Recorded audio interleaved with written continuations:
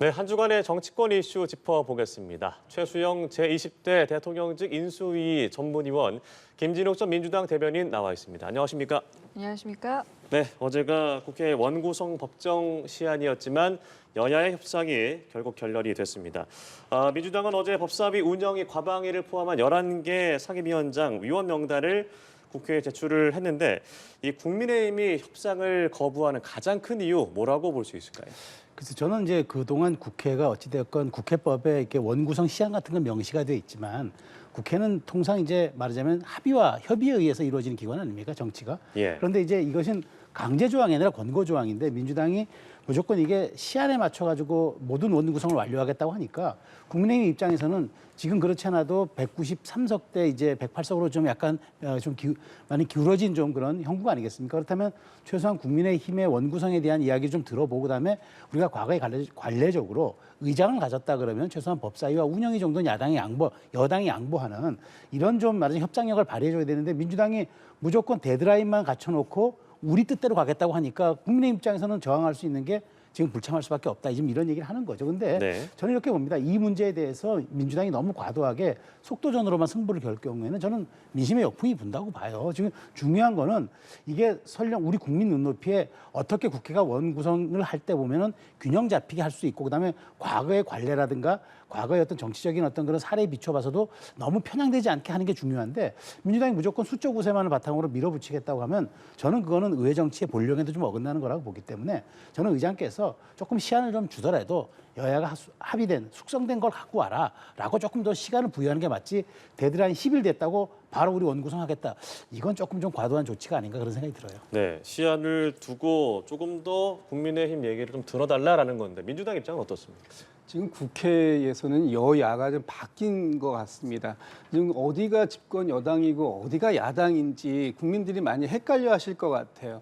지금 국회 상황에서 보면 다수당을 형성하고 있는 게 민주당이지만 지금 민주당이 야당 아닙니까? 그럼 야당이 먼저 원을 구성해서 일을 하자라고 얘기하고 있고 지금 뭐 각종 현안들이 굉장히 많습니다. 민생 현안들도 있고요. 또 지금 좀 이따 뭐 다루게 되겠습니다만 영일만 유전 관련된 것도 그렇고 많은 산적한 현안들을 빨리 원을 구성하고 협상을 통해서 원을 구성하고 또 개원해서 정상적인 일을 진행해야 하기를 바라는 많은 국민들의 또 그런 목소리들도 계시는데 그런 부분들을 뭐 본인들이 원하는 상임위, 특히 법사위, 운영위, 과방위 뭐 이런 것들에 대해서 그 야당이 주장한다고 해서 일방적으로 국회 전체를 세우는 그 보이콧해서 세우는 이런 방식 과연 이게 국민들이 원하는 방식일까, 국정 운영일까라는 부분은 좀 반성해야 될 부분이 있고요. 법사위원장 같은 경우를 굉장히 문제 삼으시는데 과거의 관례다 이렇게 말씀하시는데 그때 가장 많이 예를 드는 게 18대 국회하고 21대 국회를 많이 말씀을 주세요. 근데 그 당시에 원내 2당은 야당이었습니다. 지금처럼 여소야대 상태가 아니었고요.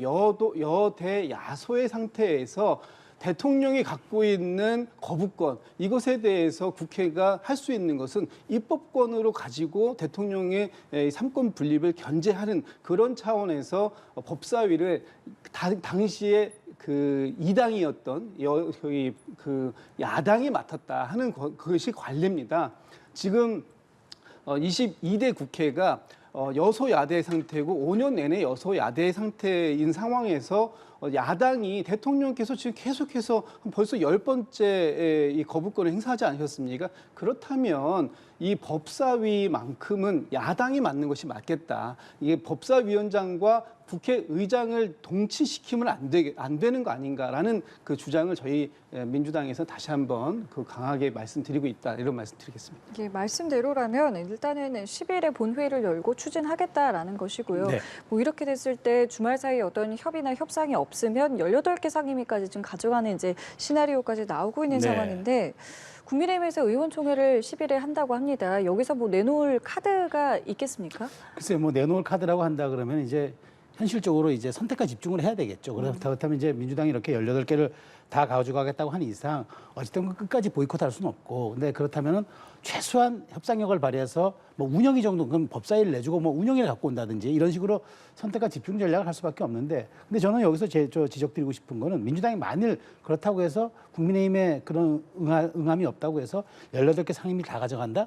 저는 이건 큰 그 실수라고 봐요. 왜냐하면 지난 21대 국회가 그랬어요. 그때도 그때 국민의힘 쪽에서 이제 그 응답이 없다고 18개 다 가져갔단 말이에요.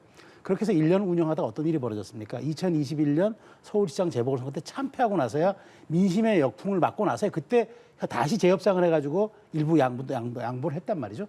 그게 재연되지 말라는 법이 어디 있겠습니까? 그래서 저도 물론 국민의힘이 끝까지 보이콧하면 안 된다는 입장 저도 말씀드립니다. 왜냐하면 국정 운영의 한 축이기 때문에 여권이라는 거는. 그런데 그렇다고 해서 민주당 입장에서 이것을 다 가져가는 식으로 협박을 해서 그 정말 말하자면은 법사, 운영, 과방 모든 걸 다 가져가겠다?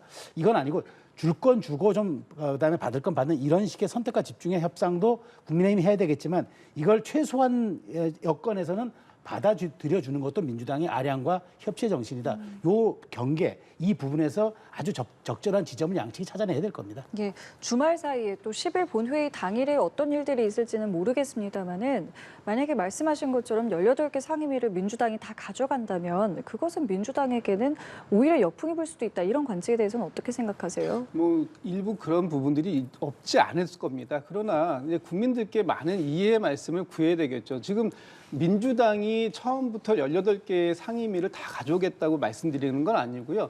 의석수의 배분으로 보면은 18개 상임위 중에 11개 정도가 11대 7 정도의 이 비율로 배정하는 것이 바람직하다라고 이제 지금 말씀을 드리고 있는 것이고, 그래서 저희가 어제 국회에다가 제출한 것도 11개의 상임위원장 명단만 제출한 겁니다. 예. 나머지 7개 부분에 있어서는 여전히 국민의힘에서 그 상임위원장을 제시하시면 되고요. 안을 내시면 됩니다. 다만 지금은 여야 협상 아무것도 안 하겠다라고 말씀하고 계시거든요.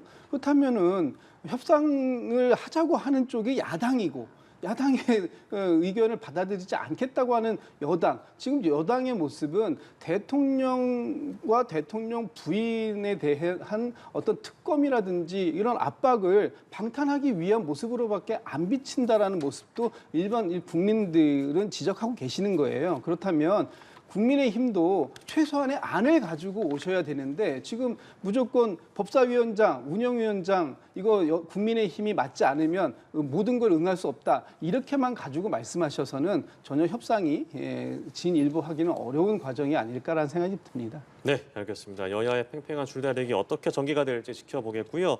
어제 많은 국민들의 관심을 받은 기자회견이 있었습니다. 액트지오사의 비토르 아브레우 고문의 기자회견.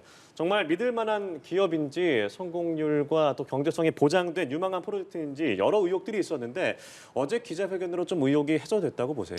전 뭐 상당 부분 해소됐다고 봅니다. 왜냐하면 사실 이 문제는 어찌되었건 우리가 이 자원 탐사라고 하는 거는 불확실성이 가장 높은 그런 분야일 수밖에 없습니다. 그걸 다 인정을 하죠. 왜냐하면 이런 그 자원 탐사에 대한 것들이 정말 확률이 90%로 이루어진다면 어느 나라가 참여 안 할 것이며 또 지금 자원 빈국이라는 나라가 왜 있겠습니까? 그러니까 이게 그럴 수밖에 없는 구조적인 한계를 갖고 있는데 그럼에도 불구하고 이 매장량과 여러 가지 우리가 조사를 해봤을 때 한 20% 가능성이면은 업계에서는 꽤 높은 그런 그 가능성이라고 보는데 마치 민주당과 야권에서는 여기에 이제 말하자면 이걸 부산 엑스포까지 끌어들이면서 이게 마치 무슨 정부가 장밋빛 환상을 국민에게 주입시키는 것처럼 얘기하는데 이러다 보면 정부는 아무것도 할 일이 없습니다. 근데 아브레우 고문 물론 액트조사가 여러 가지 좀 규모라든가 이런 것들에 대해서 조금 좀 의심이 간다 하더라도 그것은 뭐 업계 관행이라는 이른바 부티크 회사라는 것도 있다고 하니까 저는 이건 지켜보면 될 문제인데 문제는 제가 보기에 민주당이 이거는 대통령이 직접 발표했다. 이게 국면 전환용이 아니라 이 의심을 하는 것 같아요. 그래서 저는 이 문제에 대해서는 이거는 대승적 차원에서 국익으로 봐야지. 지금 아브레우 고문도 그 좀 말하자면 좀 당황했던 게 이런 얘기 하더라고요. 이런 게 있다면 국가적 경사라고 해서 잘 될지 지켜보자고 총력을 모아준 게 관례인데 왜 이게 이렇게 정치적으로 첨예한 논쟁이 되는지 모르겠다고 얘기를 합니다. 그러니까 저는 이 문제, 우리가 이제 자원에 대한 문제는 이거 여야가 없는 문제 아닙니까? 그래서 저는 여권은 자꾸 이 문제가 정치적으로 공방이 이제 되고 있으니까 차라리 공신력 있는 기관에 교차 검증을 하나 더 받아서 국민 앞에 보여주는 것도 필요하고 야권은 근거 없는 공세 이제 그만해야 됩니다. 왜냐하면 마치 이게 무슨 여권의 음모인 양 얘기하는데 만일 잘못된 게 있다 그러면 9월 정기국회나 국정감사에서 조목조목 따지면 될 문제입니다. 그런데 시작하기도 전에 재를 뿌리는 것처럼 하는 이런 행태는 저는 국익에 도움이 되지 않을 뿐더러 책임 있는 야당의 모습이 아니다. 나중에 따질 수 있는 문제 따져도 되니까 지금은 충분하게 정부가 할 수 있을 정도의 길을 열어주는 게 맞다라고 저는 생각을 합니다. 네, 이 문제가 정치권의 공방으로까지 번지고 있는데 윤석열 대통령의 국정 브리핑부터 어제 기자회견까지 좀 어떻게 보셨습니까? 글쎄요, 뭐 대통령의 브리핑도 조금 너무 이른감이 있었고요. 또 어제 아브레우 고문께서 뭐 많은 말씀을 주셨습니다. 1시간 반 동안 기자회견을 통해서 많은 말씀 주셨는데 사실 그 기자회견을 통해서 어느 정도의 신뢰성이 회복됐다. 또 타당성이 검증됐다라고 보기엔 너무 부족한 부분들이 많아요. 네. 그러니까 아브레우 고문이 20%의 가능성을 얘기했는데 그 20%의 가능성이 어떤 근거를 가지고 산출됐는지에 대해서는 전혀 설명하지 못했어요. 결론은 한마디로 얘기하면 날 믿고 뚫어봐라는 것밖에 안 되는 것 같거든요. 지금 그 국회의 산자위원회에 이제 임시 배정이 되신 아직 확정은 안 됐습니다만 배정된 의원들이 자료를 좀 공개해달라, 자료를 제출해달라고 얘기하는데 자료 공개할 수 없습니다라고 지금 대부분이 반응이 온단 말이에요. 이런 것들을 통해서 어떻게 우리가 이 가능성을 확인할 수 있는지 좀 의심이 되고요. 지금 여기 액트지오라는 그 회사가 지금 오늘 그 민주당에서 보도 자료를 여러 가지를 확인하고 논평 나온 걸 보면 이 회사가 2019년 1월부터 23년 3월까지 이 법인 자격을 박탈됐었습니다. 그런데 이 회사하고 석유공사가 계약을 맺은 건 23년 2월이라는 거예요. 그럼 법인 자격도 없는 회사하고 어떤 근거를 가지고 계약을 맺었는지, 그리고 이 회사가 가지고 있는 공신력 이런 것들을 어떻게 담보할 수 있었는지 이런 것들에 대해서 확인이 더 필요하다. 지금 대통령께서 기자회견할 때 이렇게 말씀하셨습니다. 차분하게 지켜봅시다라고 했는데 지금 차분한 민주당이나 야권은 오히려 냉정하게 이 상황을 판단해 봅시다라고 말씀을 드리고 있는데 대통령, 정부, 국민의힘에서는 일단 무조건 한번 가능성이 20%라니까 믿고 가봅시다라고 말씀하시거든요.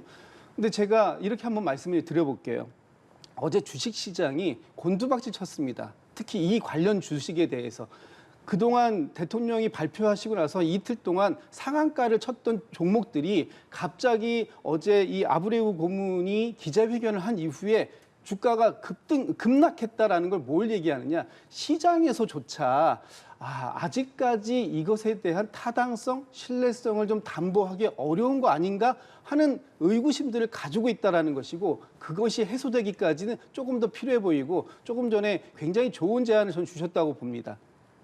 지금 이 액트지오사의 판단이 판단만 믿고 갈 게 아니라 지금 이 정도 상황이 됐다면 그리고 호주의 그 법인을 가지고 있었던 우드사이드사가 이제 22년도에 여기에 대한 경제성 부분에 대해서 좀 부정적 평가를 하고 나갔지 않습니까? 이런 상황이라면 제3의 다른 기관을 통해서 한 번 더 교차 검증을 받아보는 이런 방식까지도 이제는 적극적으로 고민을 해야 이 신뢰성, 타당성이 좀 확보가 되지 않을까라는 생각이 좀 듭니다. 알겠습니다. 주제를 좀 바꿔서요.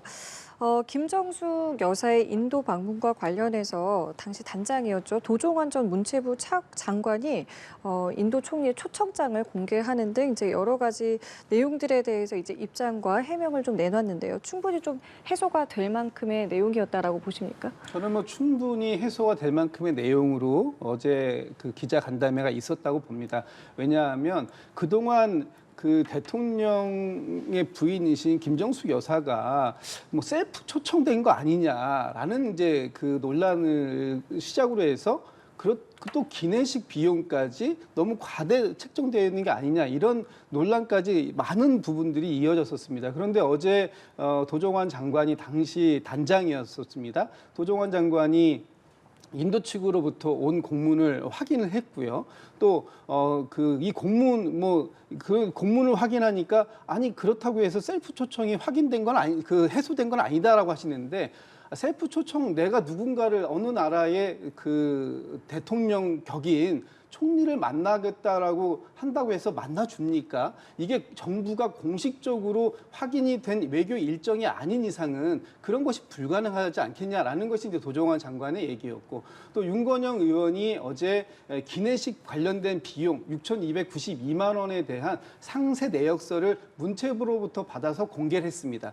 이것은 도정환 장관뿐만 아니라 윤건영 의원이 얘기한 것도 이제는 이제 공신력 있게 얘기를 한 거거든요. 그렇다면 국민의힘에서 더 이상 말꼬리 잡는 식의 이런 정치 그 공세 이제는 그만할 때가 되지 않았을까? 이제는 충분히 해소가 됐고, 그동안 뭐 기내식 비용에 6,900만 원 가지고 6,292만 원 가지고 어떤 초호화의 음식을 먹었느냐 이런 식의 조잡하고 치졸한 그런 공세를 이제는 멈출 때가 됐다. 그럴 만한 충분한 해명이 어제도 이루어진 거다 이렇게 보고 있습니다. 예, 어떻게 보셨습니까? 저는 뭐 문재인 전 대통령이 제발 품격 있는 정치하자고 하는데 저희도 품격 있는 논평하고 싶습니다. 이 건으로 이렇게 저희도 논평하고 싶지는 않습니다. 그런데 문 전 대통령의 참전이 더 오해를 불러일으키고 이 문 전 대통령의 주장이 더 이걸 이렇게 쟁점을 격화시키고 있습니다. 지금 중요한 건 그겁니다. 모디 총리가 초청한 건 문재인 전 대통령입니다. 근데 못 가게 됐습니다. 못 가게 돼서 장관이 가면 될 일입니다. 그런데 여기에서 우리 영부인이 가면 안 되겠냐고 얘기하니까 상대국이 당연히 그럼 오십시오 하지, 오지 말라고 하겠습니까? 그래서 초청장을 받은 게 아니라 사실상 받아낸 거 아닙니까? 근데 이게 셀프 초청이 아니라고 얘기하니 이게 무슨 회귀한 논리입니까? 그러니까 저희는 결국 옆구리 찔러서 받아낸 걸 가지고 셀프 초청이 아니다라고 얘기하면 저희도 할 말이 없어요. 중요한 거는 저도 기내식 논란은 자료를 들여다보면 될 일입니다. 이거는 조금 더 나아가서 국회가 정식으로 자료 요구해가지고 대한항공이라든가 문체부에 있는 자료에서 받으면 됩니다. 중요한 건 대통령을 초청한 행사에 굳이 가지 않아도 되는 그런 작은 단위의 지방 행사에 대통령 영부인이 갔으면은 저는 여기에 대해서 오해가 있다면 해명하고 그다음에 사과하면 될 문제인데 자꾸 핑계와 변명을 댑니다. 그리고 이게 마치 정치 공세라는 식으로 얘기하는데 국민이 혈세가 들어간 것을 들여다보자는데 이게 정치 공세입니까? 저는 민주당의 해명이 더 큰 수렁에 빠져들고 있다. 그리고 문재인 전 대통령 제발 품격 있는 정치하자고 말씀하셨으니까 품격 있게 참전 안 하셨으면 좋겠습니다. 그리고 있는 그대로 해명하고 그다음에 여기에 대해서 조사할 건 조사하고 나오는 대로 잘못된 건 사과한다면 이게 깔끔하게 정리될 문제지, 이게 이렇게 온 국력을 낭비하며 여야가 참전해서 정말 생사를 걸 전투를 할 문제인가, 저도 문제를 제기하고 싶고요. 이 문제에 대해서는 셀프 초청이 있을 수 없는 일이라고 얘기할 게 아니라 있는 자료 다 보여주고 해명하면 될 일입니다. 더 이상 저도 확전 안 했으면 좋겠습니다. 예, 알겠습니다.